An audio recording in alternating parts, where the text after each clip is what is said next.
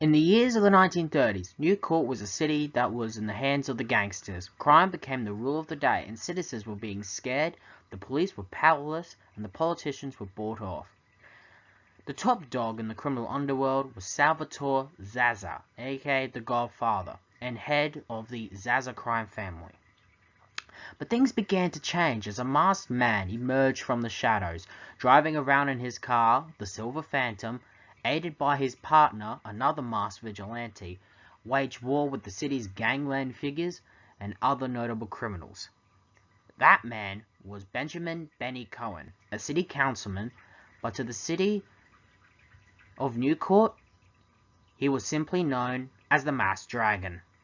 I'm Harrison Phillips, city historian and butler to the Cohen family.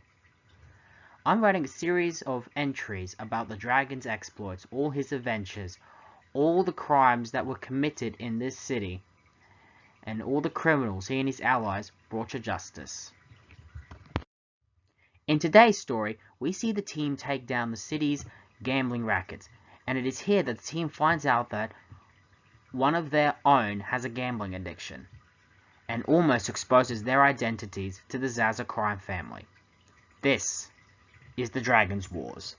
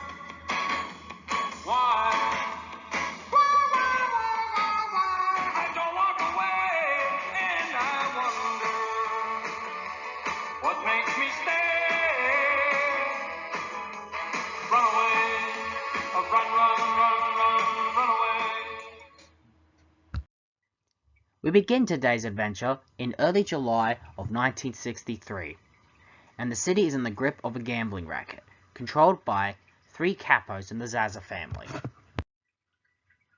Nitti, the numbers,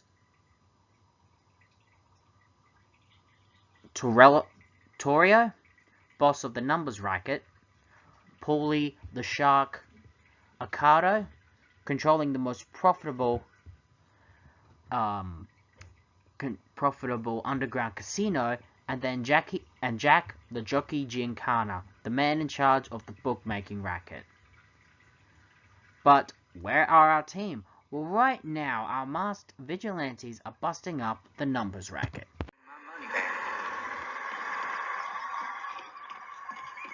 My dogs are barking, man. Gotta sit down, son.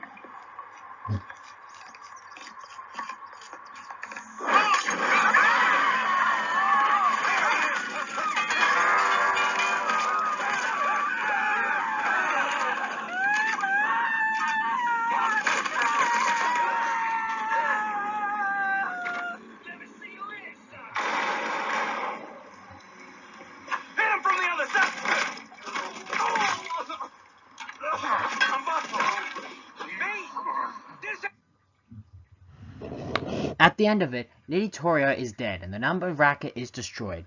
1 down, 2 to go. As soon as they got back to HQ, they began to search to find Paul the Shark, but were getting nowhere. However, the phone rang. It was Tony. He said that he was doing some digging and found out one of Jack's bookie joints. As soon as they got the location, they got into the Silver Phantom and drove off to the location. When they arrived, they saw Jack and managed to quickly grab him. But just as they were about to answer him some questions, they were quickly ambushed by the gangsters. They had no choice but to quickly drive away, and a chase ensued. Back to the car, you drive, I'll cover us. faking.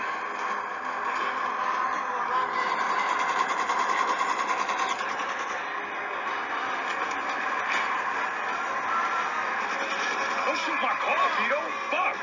I ain't making any promises. No way I'm letting that dipshit get away.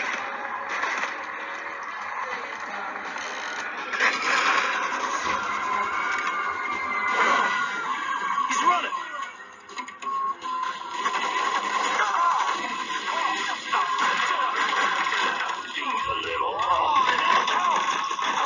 Stop that. He's cutting us down.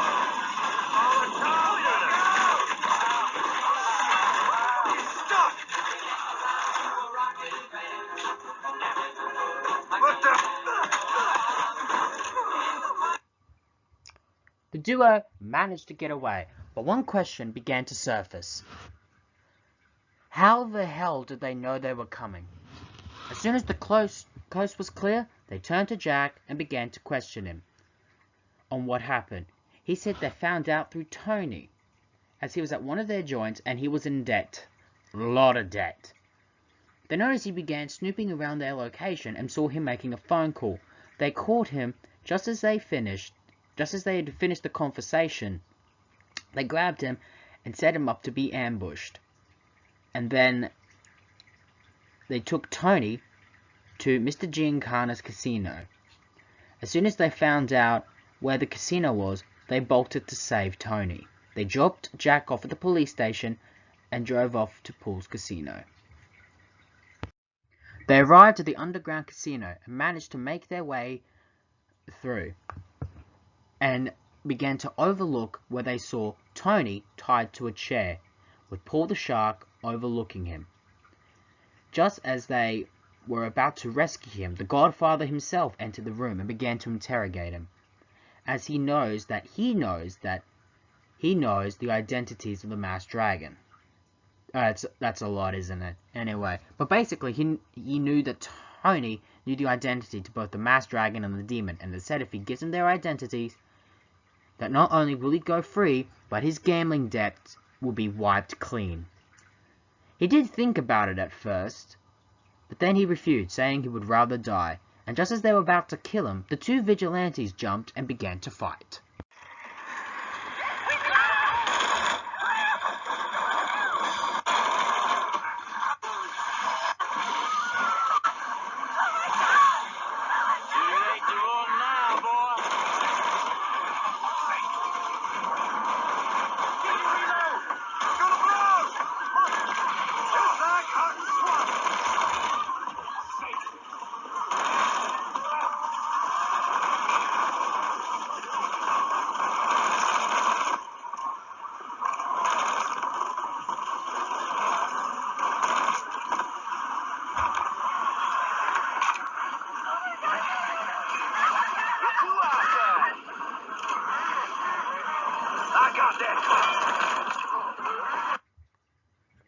They managed to rescue Tony and ended up killing the shark, but the Godfather made his escape. They managed to get Tony back to HQ and he explained his gambling problem, and this resulted in him getting into debt. He thought he could wipe the slate clean, but got caught.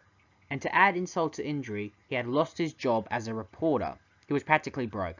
But Mr. Cohen and Mr. Green weren't about to let their friend go down the rabbit hole.